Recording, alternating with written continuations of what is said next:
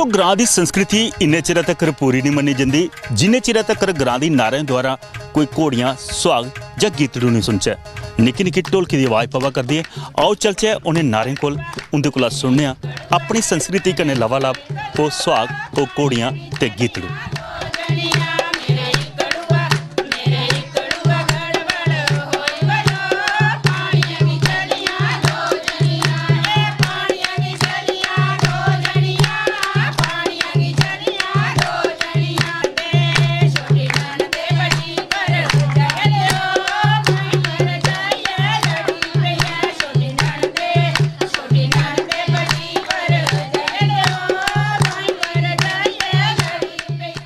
मेरे हिकड़ूए गड़बड़ होई बोलो चंबे घाटिया चढ़दी जो।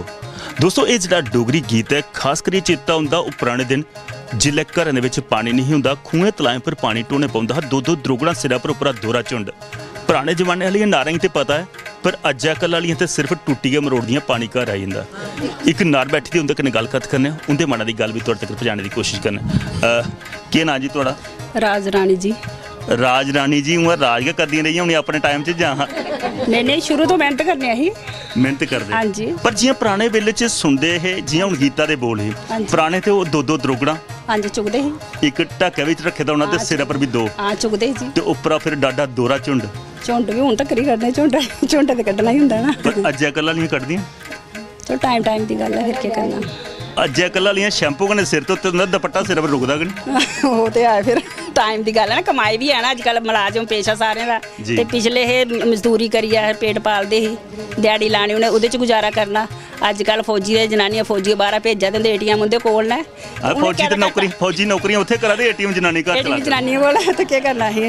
उन्हें करना राज उन्हें। पर एक गल है जियां पुराने वेले दी अज ते शैंपू दी गल चला करदी पुराने ते परोले कन्नै सिर धोई ते अपने सिर हां परोले कन्नै इक होर चले दा है कि आदमी उसी जेड़ा हुंदा है ओ पोचा भी चलता है कक्कर जिहा आखदे कुछ ओहदे कन्नै भी धोंदी हुंदी ही। हां कलर कन्नै धोते दा सिर हां धोते दा ही। पर वो पुराने भावें कलर कन्नै भावें परोले कन्नै धोंदियां हां पर फिर भी बाल सिर पर औंदियां। अजकल वाले दे बाल कैंची कन्नै कटोइया करदे ओह ते फिर पता जमाने दी गल है ना फिर टाइम दी गल है ना।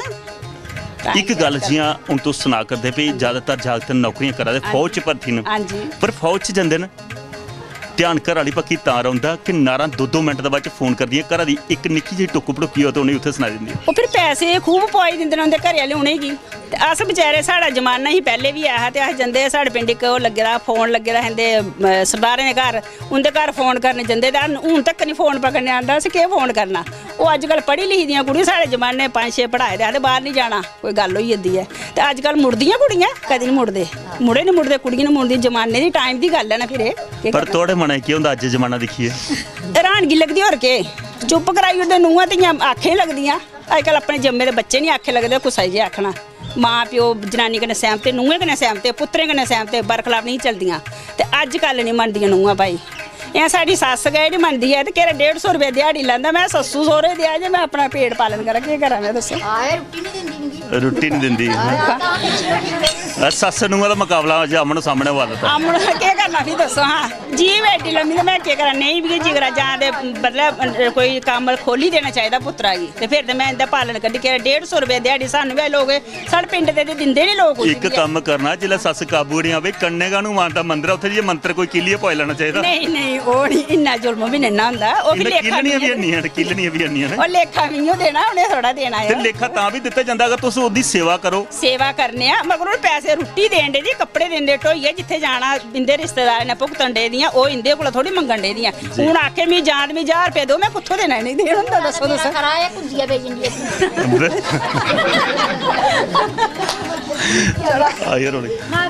दोस्तों गल सच्ची है घर घर दी कहानियां ना अजकल साढ़ी गल छेड़ने की गल होंदी है बाकी तो आपू सब कुछ उछलिए बाहर आई जाता।